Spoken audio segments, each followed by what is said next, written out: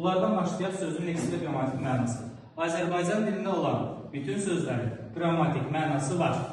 Şəkilçilərin hamısının qrammatik mənası var uşaqlar. Bu nə deməkdir? Qrammatik məna onun hansı vəzifə daşımaqdır. Məsələn, mənim vəzifəm nədir? Müəllim olmaq. Şəkilçinin vəzifəsi nədir? Məsələn, leksik söz yaradır və sözün formasını dəyişir.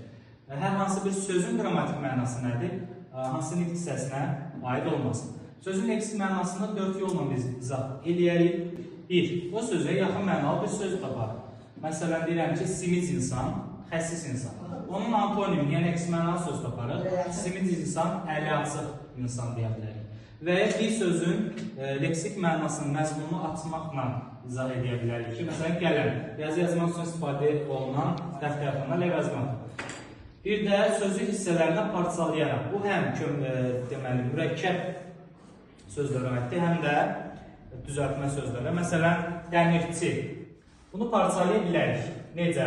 Dəmirçi, c şəkilçisi peşə bildirən sözləri yaradır.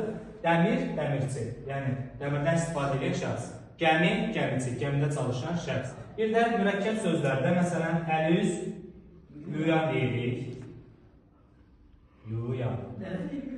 Əl-üz yumaq üçün istifadə olunan hər hansı bir əşya görsünüz, hissələrinə parçalaya bilərik.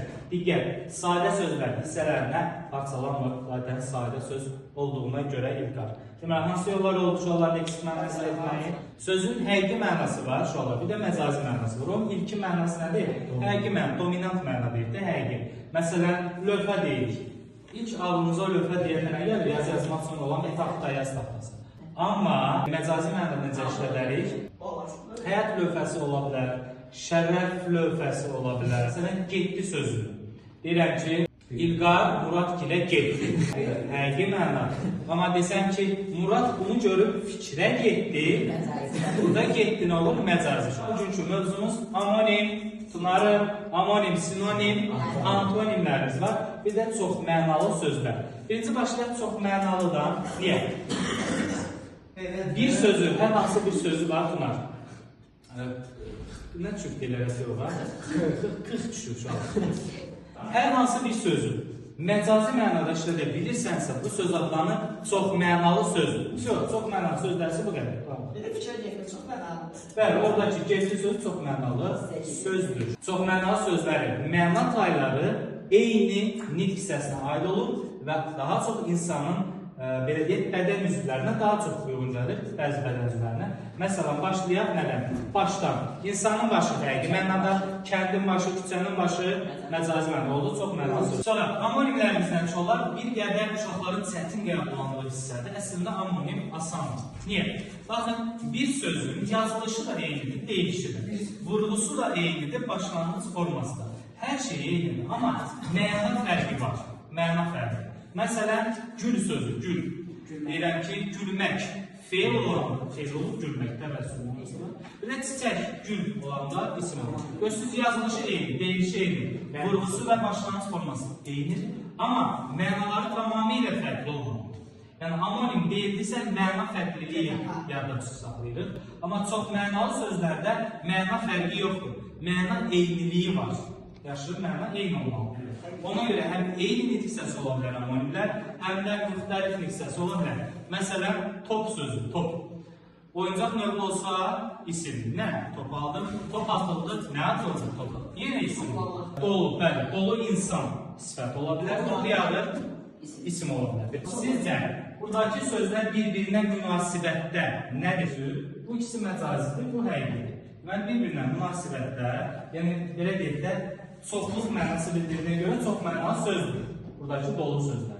Amma buraya yazsaq məsələn, dolu yağdı, dolu yağdı. Baxın, buradakı dolu adamla dolunun yağmağı amonimdir. Yaxşı. Bəzi sözlər var ki, amonimlərə bənzəyir, amma amonim deyil. 4 qaydamız var, uşaqlar. Məsələn, xüsusi və ümumi isim olanlar. Nərgiz, gül var, nərgiz insan adı var. İnsan adı və gül, bu ikisi amonim olmaz. Mənası dəyişən sözlər. Məsələn, alma sözü. Deyirəm ki, alma dadlıydı, vurğu sonuna düşür. Bu kitabı alma, vurğu əvvələ düşür. Vurğusuna görə mənası dəyişən sözlər. Gəl, gəlir. Biri başlanğıc formasına görə mənası fərqlənmiş olur. Bunun başlanğıc forması qrammatik şəkilçidir, bunda hansıdır? Gəlir qazanc olanda leksik şəkilçidir. İki zamanlı feil ola bilər və isim ola bilər. Bunların başlanğıc forması fərqli dediyə amonim saya bilmir. Sayt uzanmasına görə mənası dəyişənlər 3 sözdür. Əyan, nərə, bir də dava sözü. Dava baş verdi deyəndə müharibə mənası. Dava dərman olanda bu tipdə istifadə edilir. Dərman. Sinonimlərimiz var. Sinonimlərin yazılışı və deyilişi fərqlidir. Bu da bir qədər amonimin əksi kimidir də. Yazılışı və deyilişi fərqli, amma mənaları ya eyni olar, ya da yaxın mənalı olar. Biz buna sözün qarşılığı deyirik. Baxın, mətnlərdə düşür ki, altından xətt çəkilən ifadənin qarşılığını yazır. Yəni sinonim yazır. Ona yaxın mənalı söz. Sinonimlərimiz iki cür olar. Nisbi mütləq. Mütləq odur ki, mütləq bir-birinə əvəz etsin. Nisbi isə bir-birinə əvəz edə bilər, etməyə bilər. Çox vaxt əvəz etmir. Məsələn, deyir ki, böyük şairimiz Nizami Gəncəvi xəmsə müəllifidir. İri şairimiz, nəhəng şairimiz deyə bilmirik. Deməli, buradakı iri, nəhəng və böyük sözləri nisbi sinonimdir. Mütləq sinonim olar. Məsələn, bahar fəsli gəldi, yaz fəsli gəldi. Bir-birinə əvəz edə bilir, bilir. Deməli, bu mütləq sinonim. Hər zaman eyni nitq hissəsinə aid olur, çox mənalı sözlərlə bənzərliyə oxşar zəti budur. Növbəti gəlir antonimlərimiz. Eyni nitq hissəsi olmalıdır antonimlərimiz. Kökləri müxtəlif olmalıdır. Sadə də ola bilər, düzəltmə də ola bilər sözlər antonim olaraq. Buna biz bədii təzadda deyirik. Ədəbiyyatda, məsələn, üslublardan sual düşərsə, bədii təzad bir-birinə əks mənalı olanlardır. Duzlu, duzsuz sözlər antonimdirmi? Xeyr, kökləri eynidir. Amma yaxşı, pis, oturmaq, durmaq, amma oturmaq, əyləşmək, bu sinonim. Yaxşı, bunları fikir verik bir şey. Sonra leksik təhlil başlar, necə çaşdıra bilərlər bizi. Məsələn, keçən əvvəl sən mən sual vermişdim, mən fonetik təhlil hamısı düzgündür deyə. Söz verir, məsələn, bunu verir, deyir ki, leksik təhlil elə. Leksik təhlildən söhbət verir. Məsələn, antonimi var, sinonimi yoxdur və bir nə yazır ki, uşaqlar? X-nın kar qarşılığı və yaxud da cingiltili qarşılığı işləmişdir və ya qının kar qarşılığı işləmişdir. Amma səndən nə soruşur? Leksik təhlil soruşur. Sən orada fonetik təhlili götürə bilməzsən və ya sənə deyir ki, bir kök bir qrammatik şəkilçidən ibarətdir. Bunu götürə bilməzsən uşaqlar. Bu sözün tərkibinə görə təhlildir. Fonetik təhlildə səslərə, sahib samitlərə baxırsınız. Leksik təhlildə isə sırf nəyə baxırıq? Bir, çox mənalı sözdürmü? Amonimdirmi? Antonimdirmi? Sinonimdirmi? Bir də terminlər və ya köhnəlmiş sözlərdən də istifadə edə bilərlər. Məsələn, bəzi söz var deyil, ümumişləkdir. Ümumişlək nədir? Gündəlik hər kəs tərəfindən başa düşülür. Ümumişlək olmayan deyilsə, termin olur.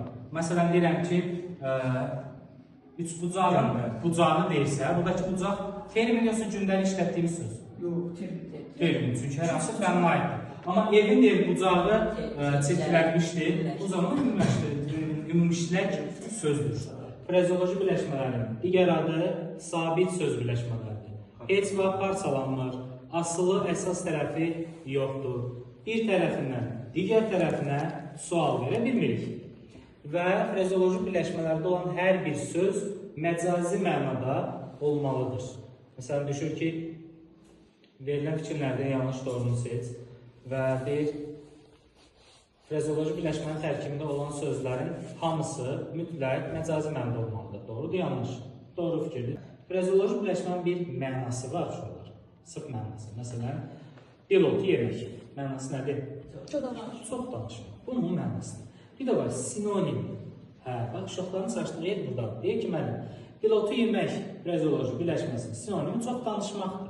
Bu yanlışdır. Niyə? Baxın, dilotu yeməyin hamısı məcazi mənadadır. Düzdür? Amma çox danışmaq məcazi deyil ki.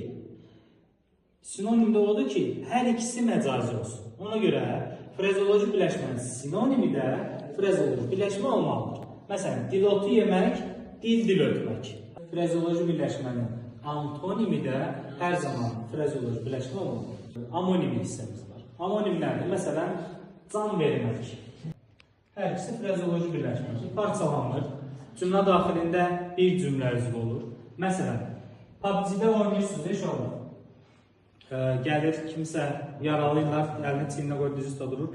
Can verir. Neynədir onu? Kömək edir. sağaldırır, düzdür? Can vermək, sağaltmaq. Bir də onu maşın vurdu, o can verdi, yəni öldü. Deməli, can vermək mənasının frazeoloji birləşməsini iki cür işlədə bilərik. Bir, ölmək və ya yaşamaq. Qısaca, etmək, eləmək, olmaq, bilmək sözləri ilə ayrılıqda başqa sözü birləşdirəmsə, etməyi biz kömək sözünə birləşdirib yeni bir frazeoloji birləşmə yarada bilmərik.